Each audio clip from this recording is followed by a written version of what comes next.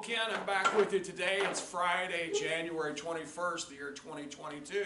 And of course, we are still talking about To Kill a Mockingbird, which is the whole purpose for me making these videos to begin with.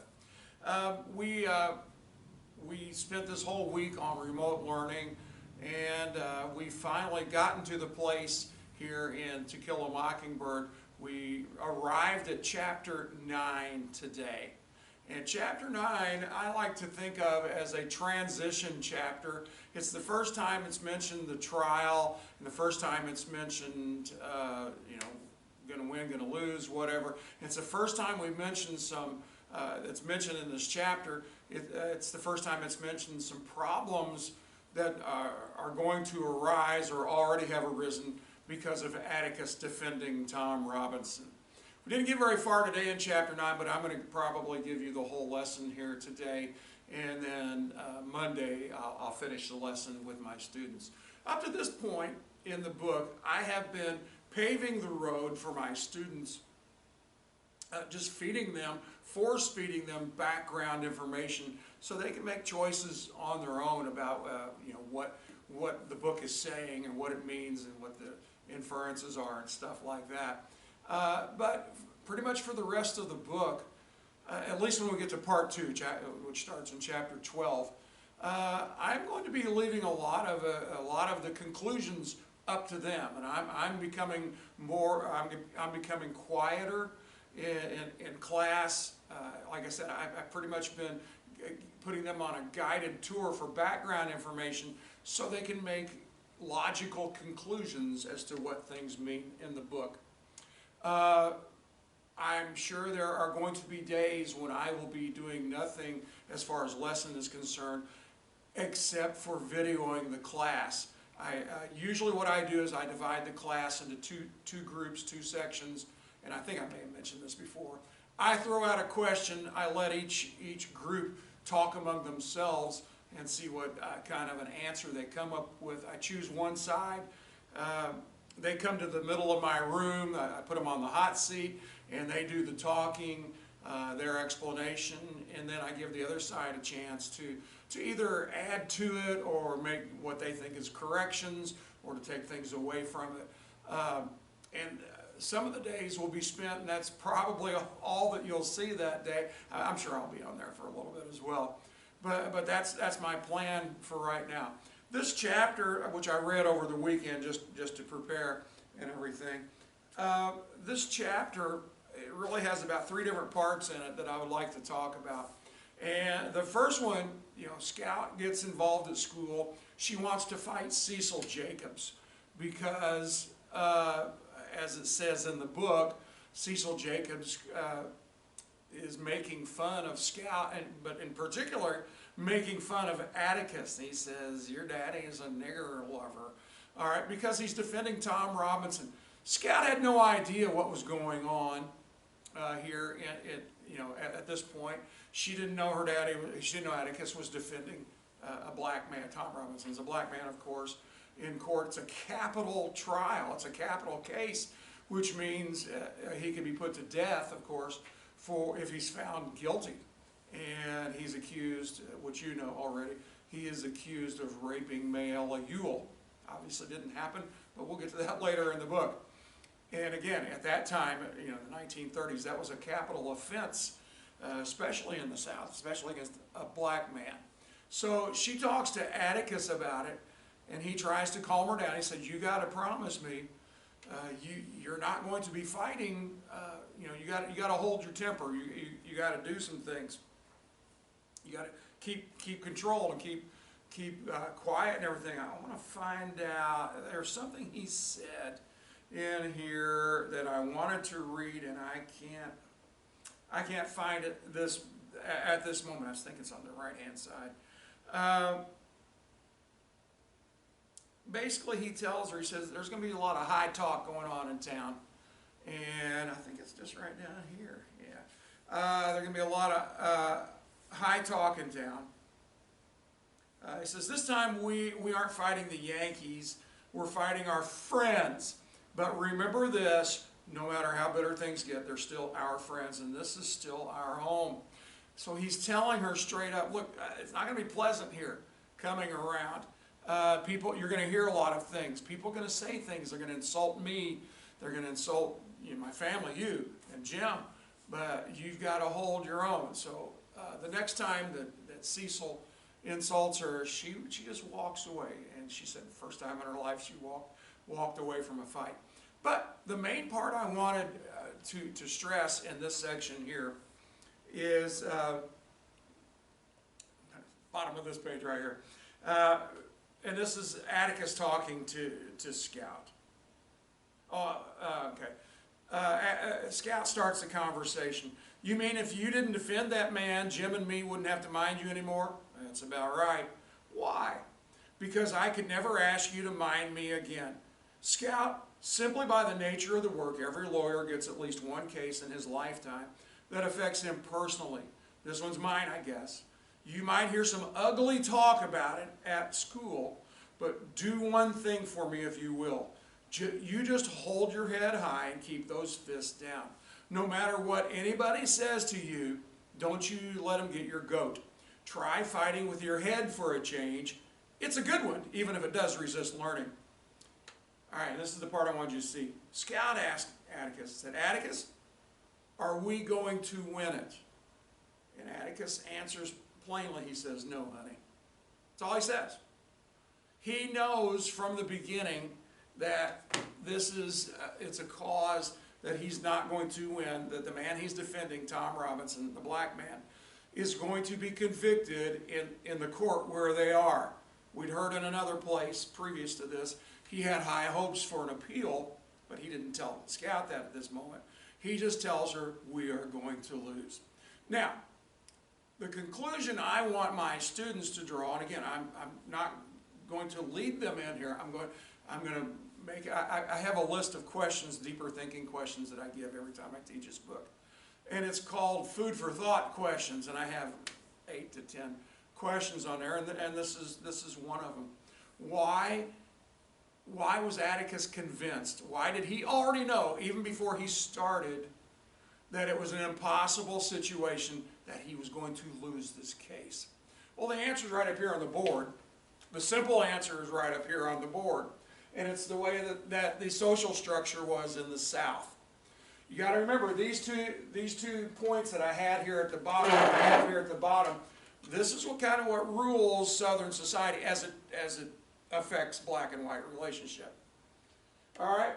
First of all, you got the three classes in town, in Macomb and in the state, and then in the South. You had the upper class, which are basically the townspeople, the middle class, the farmers, and in the lower class, the lowest class, which are people like the Yules, people who are leeches on society. They're consumers.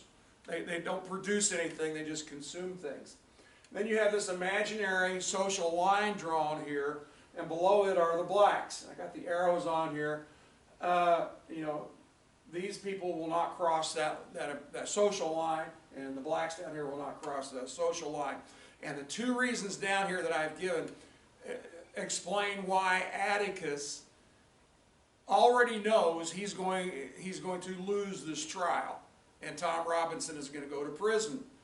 All right, and this explains it all. At no time would a white person cross this social line with blacks and give a black person the idea that they were equal with any white person, even the Yules.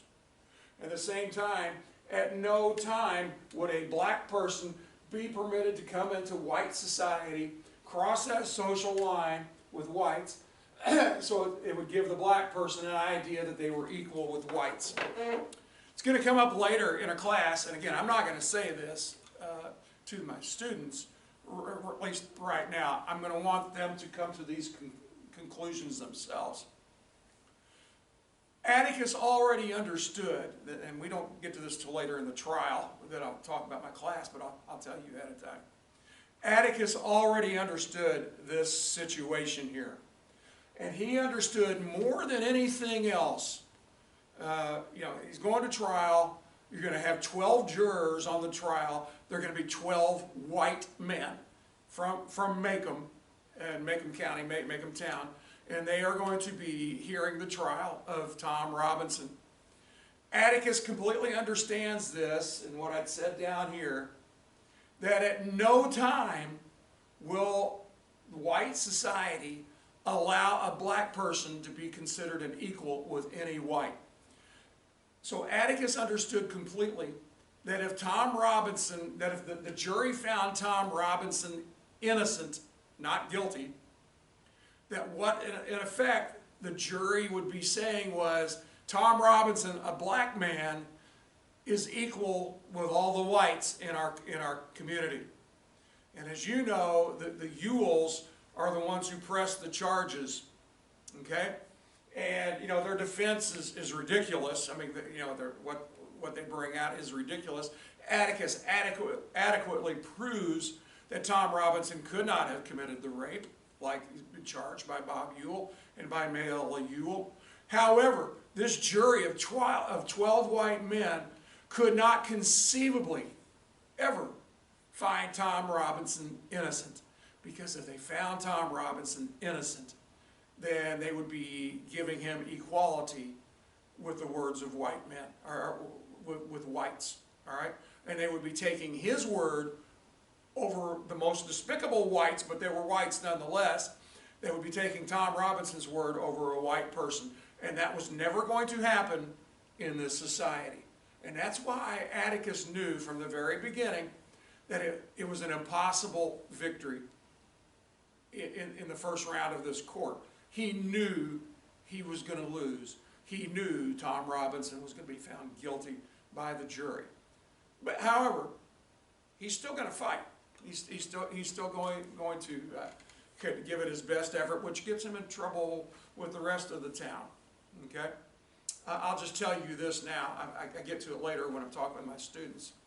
The people in town, most of the people, there were a few people who still agreed with Atticus, but the people in town were not mad at Atticus for being Tom Robinson's lawyer. You had people go to trial all the time, but any black man, they go to trial, and the lawyer really basically puts up no defense, and he just lets, you know, the law take its course, and his defendant is found guilty. Atticus is different, and this is what makes people mad.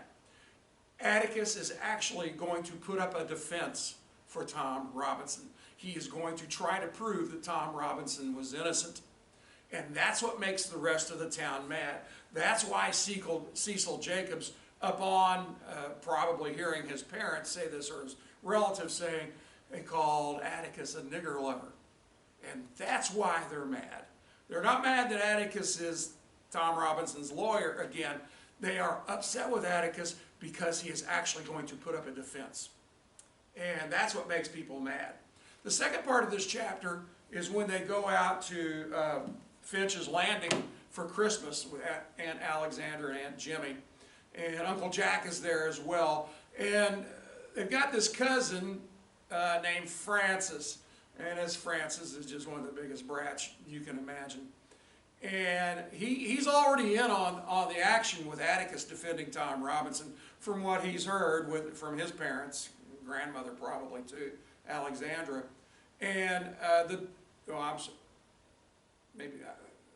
guess he's Alexandra's child, I don't know. Well, whatever.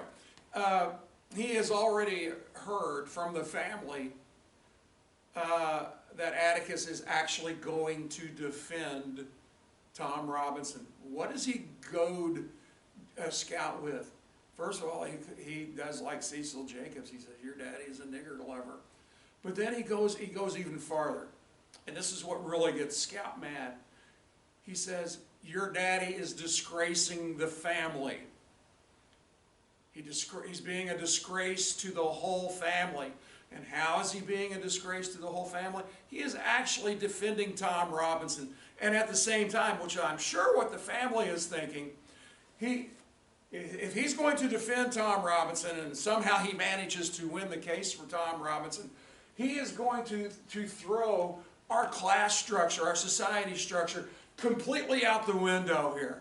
Everything's going to fall apart in our world. If one black is ever given the privilege of being counted an equal with a white, then they all will.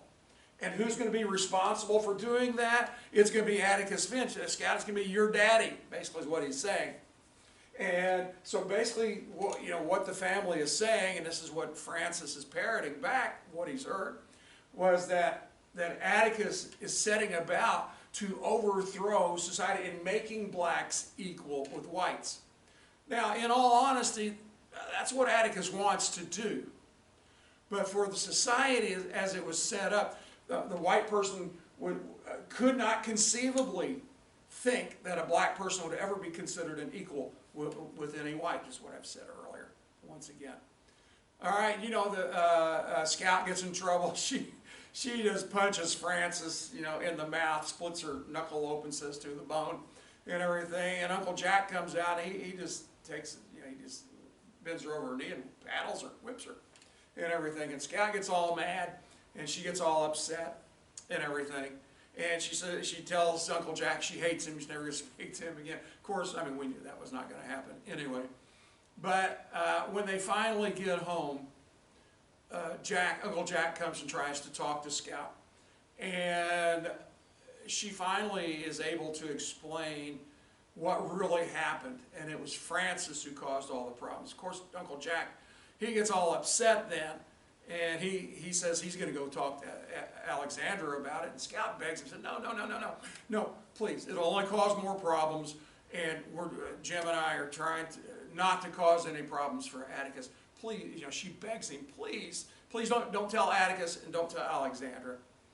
So that's the second part of the book, the meeting with Francis and what happens then.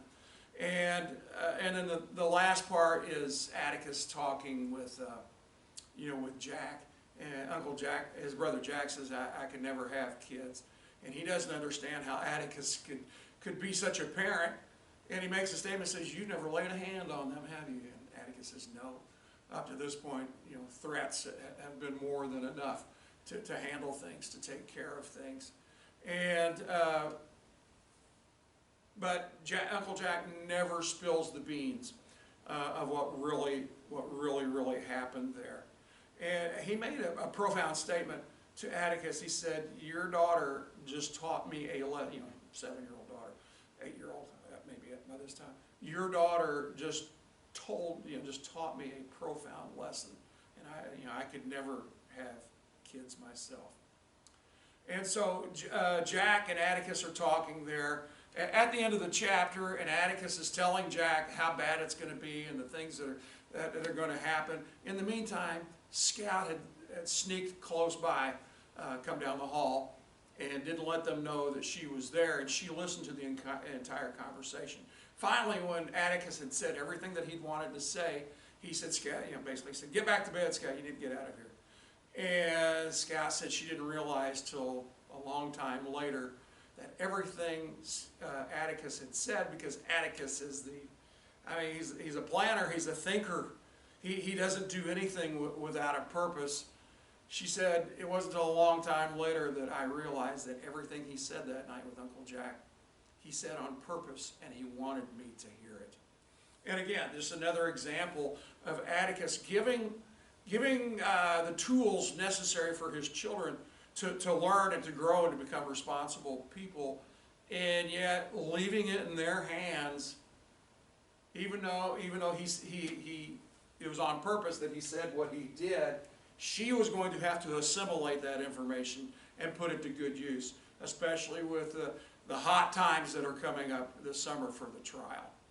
So anyway, that's where we got today. Well, actually, I told you more than what I got with the kids. We just got to the first part today. We didn't get out to Finch's Landing. We didn't get out to Francis. We'll get to that Monday. We'll finish that Monday in class. Don't know if I'll have a video for you after that or not. I'll probably come up with something real short. Probably I'll think of something between now and then, or in my discussions with my students that I think is a good idea, and I'll probably make another video. So, Ken, I hope today is a better day for you than yesterday. I hope tomorrow's a better day than today. Talking to you soon. Have a good day.